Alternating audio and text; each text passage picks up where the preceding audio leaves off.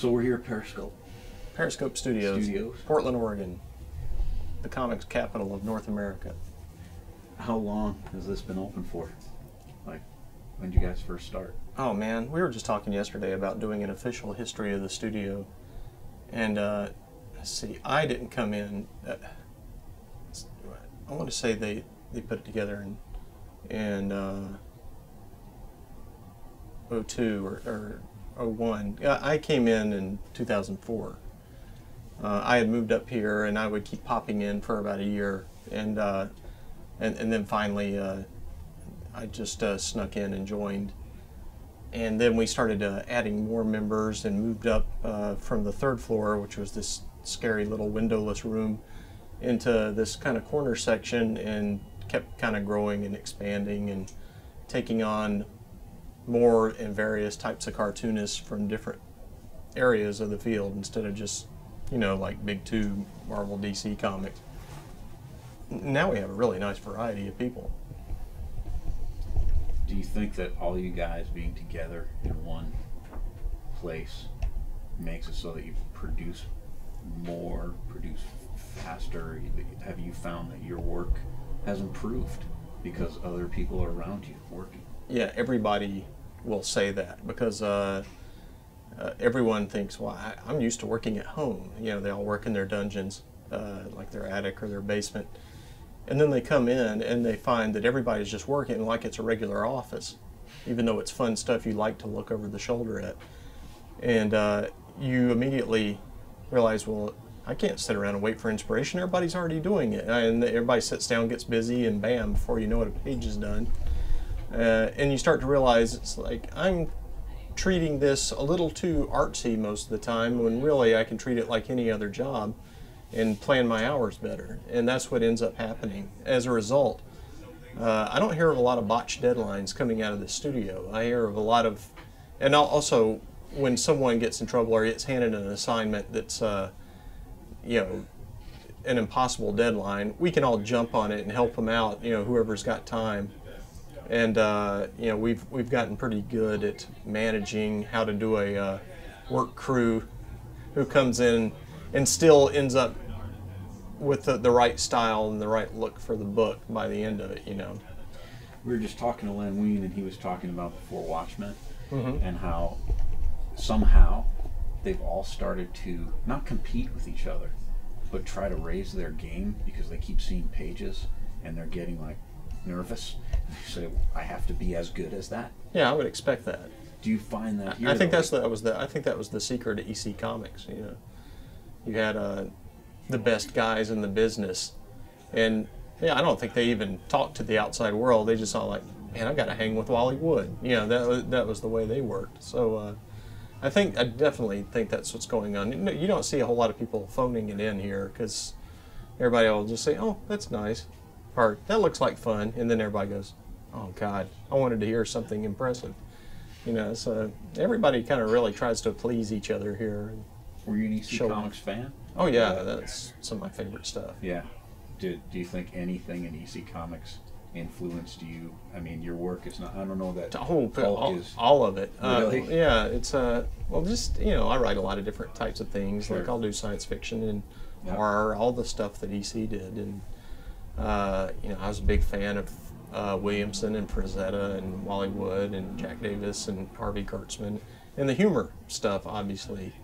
Harvey Kurtzman teaming up with Jack Davis and Bill Elder and all, it was just enormously influential. And, you know, I try to put a lot of humor in all my stuff, even when it's a serious story.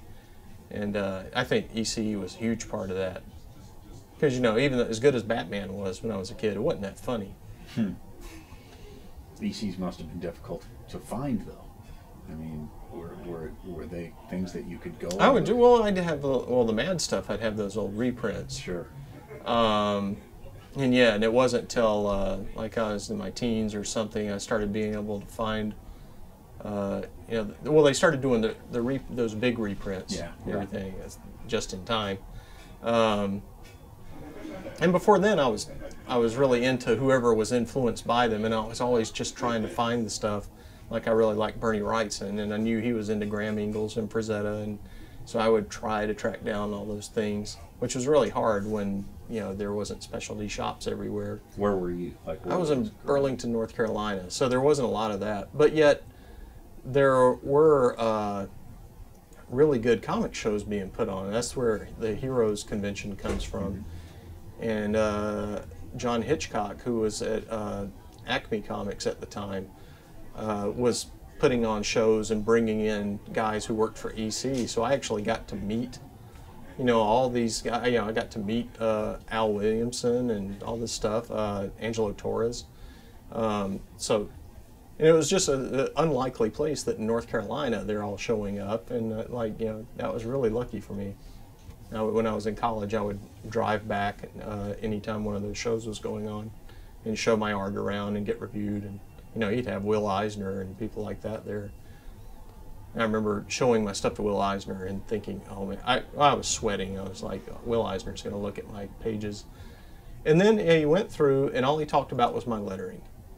And then I walked away and went, why did he talk about it? I was just sitting there trying to puzzle that one out for days.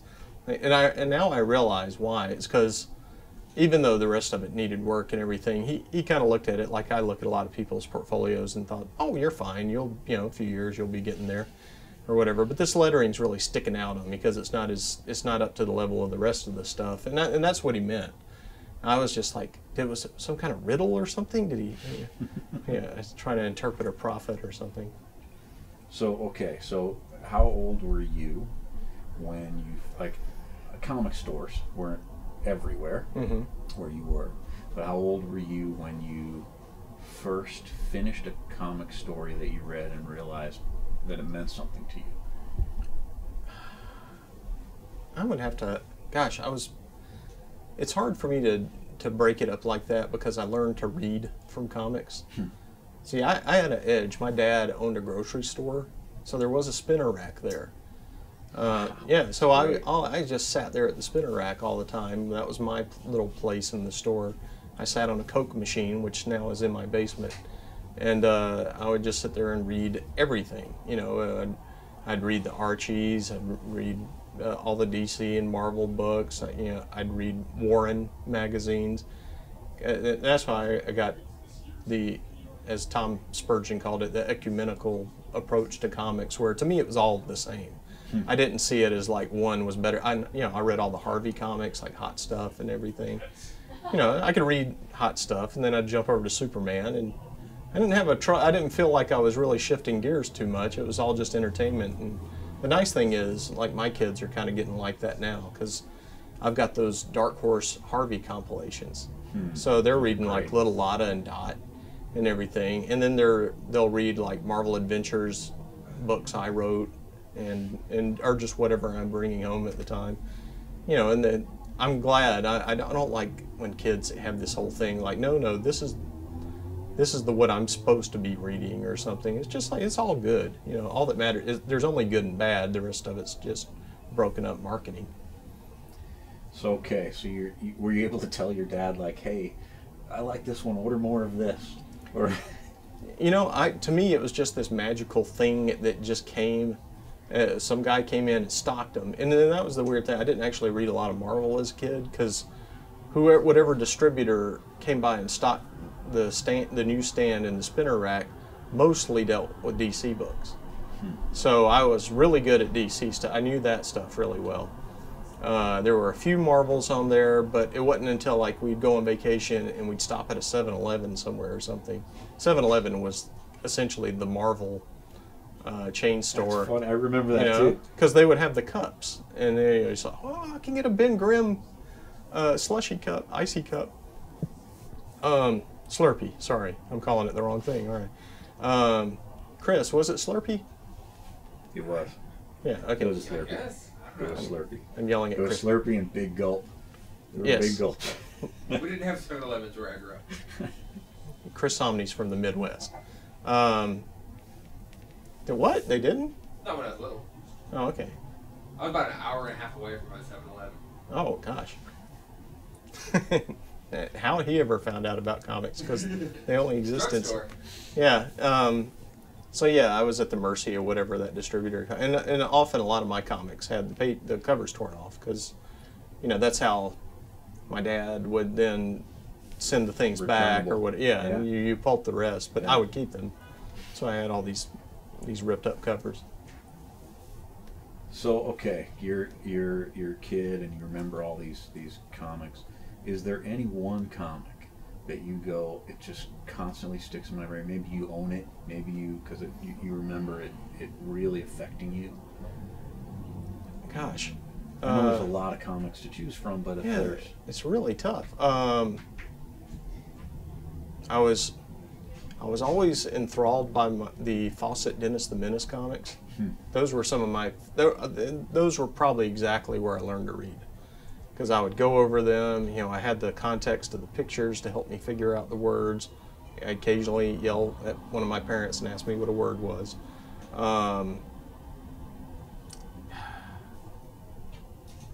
There is a comic like that, and I'm trying to think. I'm sorry. I should have this stuff loaded and ready to go in my head. I do remember being really enthralled at Justice League 144. And it was the one where, like, it was the first time I'd seen a bunch of old characters I didn't know about, like the All-Star Squadron and Blackhawks, and everybody popping into the story. I think it was I can't remember why it was a special or anything. Why at 144 it was a special. It might have been the date or something. But anyway, I was like, as a kid, I was very primed to like nostalgia, even though I had never experienced the actual thing that it came from. It's like I'd heard of Terry and the Pirates, but I didn't know what it was. I just liked the sound of it because it had the word pirates in it. It's like, I bet that's good. It wasn't until I was in college till I got to actually read Terry and the Pirates and find out it was good. But yeah, I remember that one sticking in my head. And it's not particularly one of my favorites when I look at it now, but as a kid, I was very big into all these heroes coming together. Now, of course, I can't stand a bunch of heroes coming together, and I want just one hero per book. I don't want to see all these people. says the guy writing. I know. Thunderbolts I keep getting put on team books, but You're damn good at it, by the way. Well, thanks. So maybe it pisses you off, but you're really good at doing that. it wasn't somewhere I saw myself going, but there we are. Yeah, that's all I can think of at the moment. I'll blurt out something after you've locked up and gone. Have you ever done something where you've written? There's something that you remember nostalgic from your youth, something from comics that you read that you put into the current story that you wrote, like a villain that you haven't seen in decades that you picked up and put in your resurrected. Yeah, put when in I the story. I can't think of somebody everybody gets so picked over, and it's hard to find someone that hasn't already been resurrected. But like when I was given the assignment to do the X-Men First Class books, and they said, well, you can mix it up to like we can't contradict continuity, but if you can find other things they might have met. Almost immediately, the Lizard popped into my head because he was my favorite Spider-Man villain because he's essentially a dinosaur with a lab coat running around. And I always thought it was my favorite episode of the Spider-Man cartoon, and the Filmation one. No, wait, it wasn't Filmation. It was who did the Spider-Man cartoon, which The 60s one. The 60s one. Yeah. Is it DePatie Freeling or? I don't think so. The big theme and all. I can't remember. Filmation's usually the 70s. It wasn't no, it wasn't Filmation. Yeah, it wasn't them. Scott Tipton's gonna watch this and go, "Chud, you idiot! Oh, You yeah. can't remember something." His stomach's boiling right now. But anyway, that was like the kind of thing I was like, ha! And every now and then I get one of those moments where I get to appease, 8-year-old me, and bring in a character that I know my child me would approve of like that. So yeah, that's always a blast. I'm trying to think of another case where I've done that. I did when I was I did the Agents of Atlas versus the Avengers, where the time dilemma in the story forces it to become the original Avengers from the '60s, and then at one point the Hulk shows up and they all team up and beat on him, and that was a kind of homage to any number of times when everyone would have to turn against the Hulk. You know, those are always some of my favorite bits. It's like everybody's got to go after the Hulk, and I like that in the movie when the aliens like were all focused on him, like he was the only threat. That made me pretty happy. Did you like the movie? I did. I enjoyed it. I had some problems with it, but overall, it did some stuff that's really hard to pull off and did it pretty well. And mainly the Hulk, because, you know, it's like I haven't bought him as a living thing yet until this movie. And there's like now it's like, oh, he's believable as a character. It's funny when you go back and see the CGI originally, you know, to show him and how it just doesn't even look. It looks like some video game or something at best. And now, you know, that with Mark Ruffalo's face kind of grafted in there, it really works. You know, looking at what you're doing now, your runs on your books now, pretty long runs. For modern comics, yes. I think, yeah. A lot of writers don't stay on books that long, and it's interesting to see you have an evolution of characters and storyline. What is it like for you? Do you prefer that, or do you prefer doing a short stint and then moving on to something else, or do you really like? Does it get old for you? I mean, yeah. Well, yeah. Usually for me, I'll get a big batch of ideas when starting on something, and then it's like, oh man, I wish I had more time to tell more of these stories, and I've got to cut them out. And then recently, you know, Marvel started doing the thing where they started doing double ships a lot of the year, so we'll have like 16 issues a year.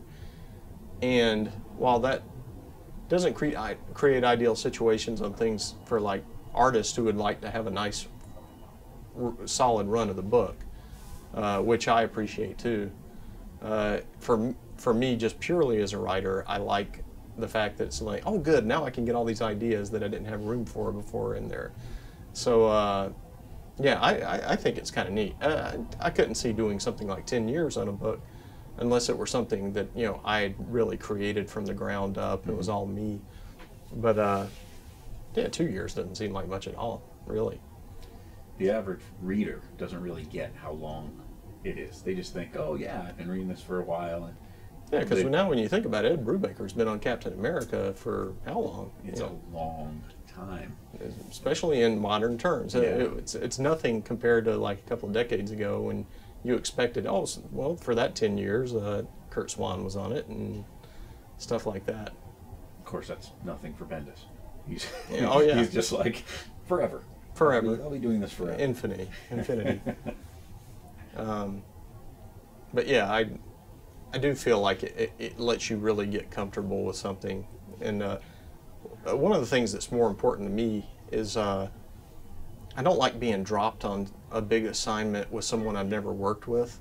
I really prefer going in with somebody I know how they work, because then I have this confidence going into it, and we don't have any of these kind of squeaky, rough bits where we're trying to get in sync. Though it often has worked well, and I've found surprisingly like I've clicked with people pretty fast in many cases. But yeah, I don't know, it's like going into battles. Like I'd like to know who's good at sniping and who's good at backing me up and all that sort of thing. Did you know Kev Walker?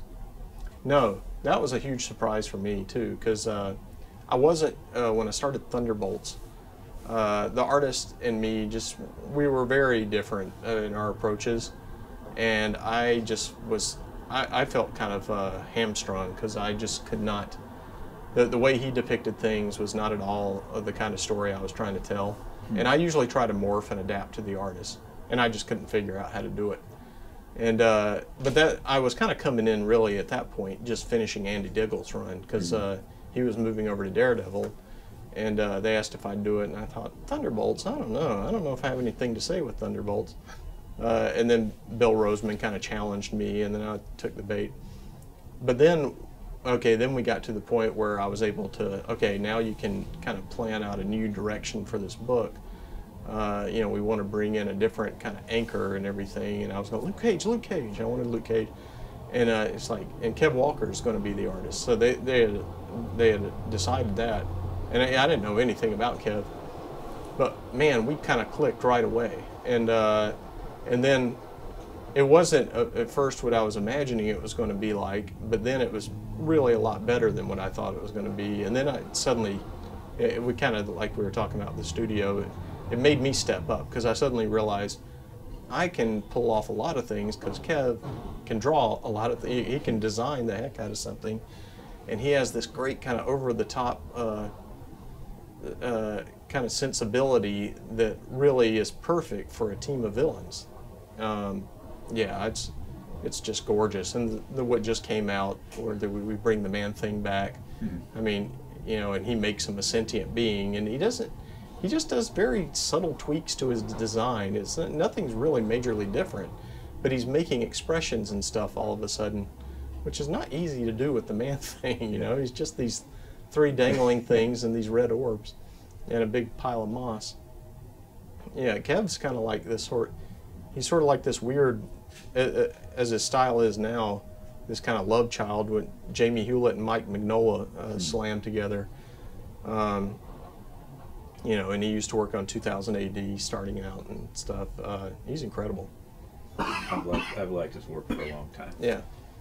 Do you find that your history as an artist informs how you write? Oh, completely.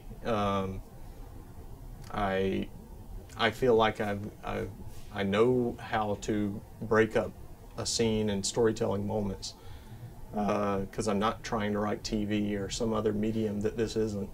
You know, I think about, it's funny, everybody still comes in and draws something differently than I imagined. But at the same time, the fact that I imagined drawing it still figures in and makes it drawable.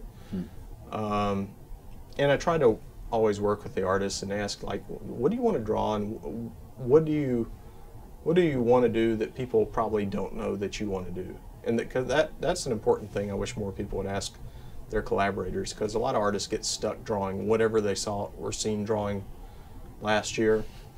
One I bring up is when I worked with Tom Coker on a Western short for the Marvel Western Special, because Tom just was telling me one day that he was really sick of drawing people in dark rooms and brick walls all the time, because that's what he kept getting placed with. And I went, what about a Western? That'll be different. And he killed on it. You know, he drew all these horses and canyons and all this stuff. It was just gorgeous. I remember that, because his stuff tends to be really dark and shadows and street, you know. Yeah, and he ends up getting all these Jay Lee type stories, you know. So it was really nice to see him do this big, open, natural environment with campfires and you know, Indians and stuff. It was really beautiful. Do you miss drawing a book of your own? I do, but I don't miss drawing on it. I've got too many problems with my own drawing that meeting a deadline would I'd just rip all my hair out. What I'm trying to do now to try to meet myself in the middle, is I've started working on a prose kids book that I'm going to illustrate a lot of. So then I can just pick the exact parts I want to draw. And it's got a lot of animals in it, which I want to draw all the time, and that doesn't come up a lot in modern comics. You know, it's not, you don't find a whole lot of books where it's like, okay, and draw a bunch of animals. That's because many people can't. It's a hard I think thing so. to do. Yeah. Hands and animals. That's when you can. That's when you can tell a real artist. They can draw animals. They're not just sitting there doing their stylistic shorthand. You can't just stylistically fake your way through an animal. You've got to really know how the body works and everything. You know, you see somebody like Claire Wendling drawing a tiger, and it's amazing. She's like Frazetta or something. She brings all this power to it. It's funny because I'm right behind you. I'm looking at Kubert, and I'm looking at that line. Yeah. And yeah, it looks Kubert like knew a line to me. Yeah, Kubert knew what was up. Those apes. Yeah. Yeah. What else have I got up there? Well, say that werewolf. Frazetta knew how to draw a werewolf. Not that really counts. But yeah, and I often do actually ask include animals in stories all the time, and then we always see like, okay, but usually I'm working with really good artists and they appreciate it. Like, thank you for giving me something other than a guy in tights. Cool, I get to draw a giant snake or something like that. Do you draw at home? Do your Oh, kids yeah. know you as like dad's an artist and a writer? Yes. I still do, I'll do just enough little art jobs here and there, or I'll draw with them so they know I can draw. It's weird. A lot of my stuff works best is because I'm just, even when polishing myself, I'm still not that polished. But I usually come in handy when I'm like doing a rough for a cover or something like that, or a place that was just really hard to explain to the artist I'm working with. So I just, it's much quicker to go in and draw it and hand it off. They go, oh, okay, now I get what like. You were describing this badly, so thank you for laying it out.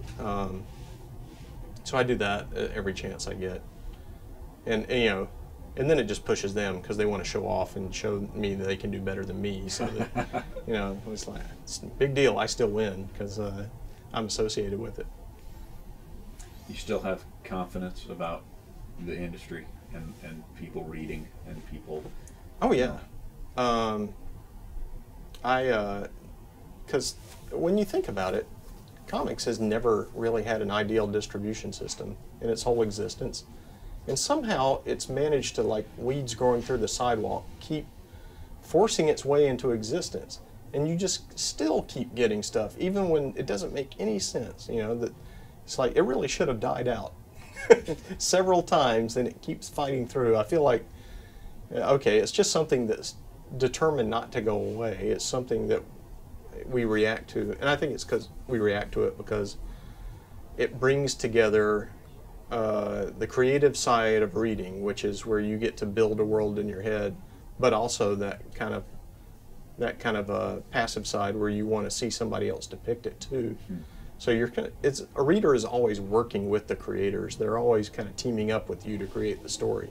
You're giving them enough to go on to flesh out this world in their heads. And sometimes you can see when you're talking to somebody at a convention, they come up and they spit out your story back to you, and you realize, wow, they were getting a lot out of that I don't think I was even putting in there, and that's how you can see how the process works. But I think comics, when people do sit down and actually read them, they get so engaged. And that's why a lot of people will just like that become a comics reader. They have absolutely nothing else around them to do, and someone left a comic, and then they fine. And then they really get into it. The key is that part of getting into it. It's really easy with little kids. Just leave them around. They will pick them up. They'll start reading them. You don't have to do anything. And I think as people worry about their kids reading it all, eventually they'll think, okay, we'll give comics a shot. I wish that's why there needs to be more comics for children and more educational comics. It makes ideas digestible really easily. Like I got a book from the Federal Reserve doing a tour there a few years ago, and they did a comic book, and it's badly drawn and everything, and on crummy paper and stuff.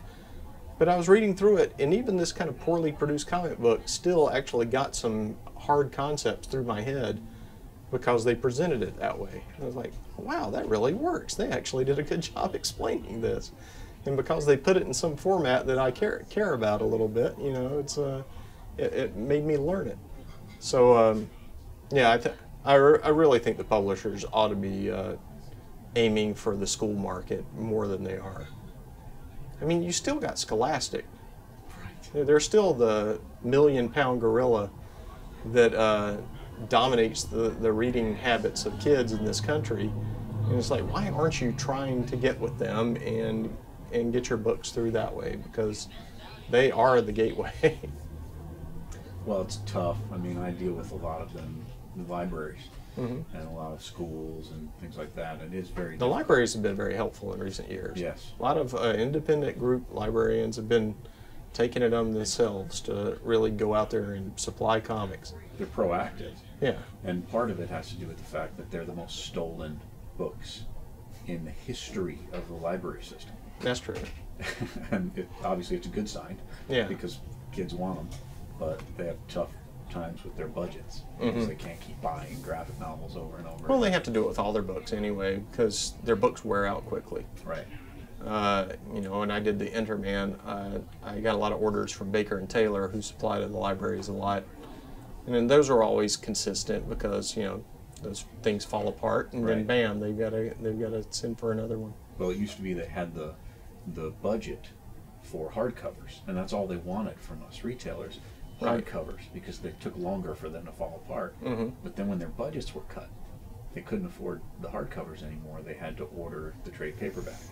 Unfortunately, those started to fall apart, and they had to spend twice as much to get their trade paperbacks replenished. You're right, and thereby I wish the publishers could cut libraries a deal, you know, and just say, look, for you guys, because you're making new readers, let's go down another half again. That would be nice.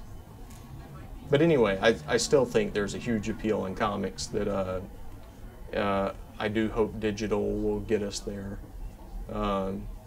There's no point in us not embracing it, and everybody is embracing it. So, also, people are trying to find ways to justify these readers they have. You know, they're buying these things, and they're finding it's like, well, I need something else other than just games and whatever to read the same things over and over. Like, oh, good, comics. That's something that actually looks kind of perfect on here. It's funny that motion used to be the page. Yeah. You turn the page now. Now it means you're going from picture to picture. So just to finish up, you brought it up, and I was going to, and I seem to bring this up every time I see you. Let's talk about Interman. What's happening with Interman? Is anything happening with Interman? I wish it were. I thought I was close about a month ago to a new production deal, but that didn't happen. That's the thing is until I somehow luck into a bundle of wealth somewhere, I kind of can't afford to just stop everything and make a new one, because I've got this house and kids and everything that I've got to keep from getting taken away from me. So it would really help if they would just make a movie of it. And then I can do a bunch of Interman, you know. I can just sit there, oh good, now I can take some time and really work up another story, because I don't draw it fast enough. And I still want to draw it. It's a fun world, I like to draw. But, and I know what the next volume would be. And I ought to just tell you, here, I'll just tell it, and then we'll be done, and everybody can come to your website and read it on Blast Off. So, yeah, that's a tough one. And then people will keep bugging you about it because they think it's hilarious to rub your face in this thing you want to do and actually aren't able to do. I don't think they get that. They think, haha, I'm showing off that I know about your lesser known work. And it's like, no, you're just reminding me of something I was hoping was going to keep coming out, and because you're making me feel like a failure, and thanks. So, Well, sorry, I asked a question. No, but what about a reprinting? oh, I And should. maybe a different format. Yeah, I should do a reprint by now, though. I wanted to do a reprint with new material. I still need to get some stuff together. Yeah. At some point, every now and then, a publisher will hem and haw and suggest something, but they won't get very concrete about it. But at some point, somebody will just come up to me and say, look, or whatever, and that'll probably be all it takes for me to create some more material to go with a new printing. And I just don't want people to get the exact same thing. I want them to have something. And I know it sounds very George Lucas-y, but there are some changes I want to make to the story that aren't, they're not big. They're just a few little things to make it more timeless, that I felt like I dated things in places, and I'd like to go back and just reword stuff. And I felt like I was a little too wordy in places. I'd like to clean that up. Well, I can tell you as a retailer that there's a whole new audience of people that never even seen it. That's true. They don't on know the it's shelf. there. Yeah. So maybe you're thinking of retailers who see it again. They've seen it before, but actual consumers, they've never seen Interman. That's a huge point. Thank you. Well, I got to go now because I've got to go get going. Actually, I've got to go move my car. Cool. Yeah. Because I parked in a thing and I don't want to get a ticket. Thanks for spending time, man. We really appreciate it. Yeah, thank you so much. All right. That was cool.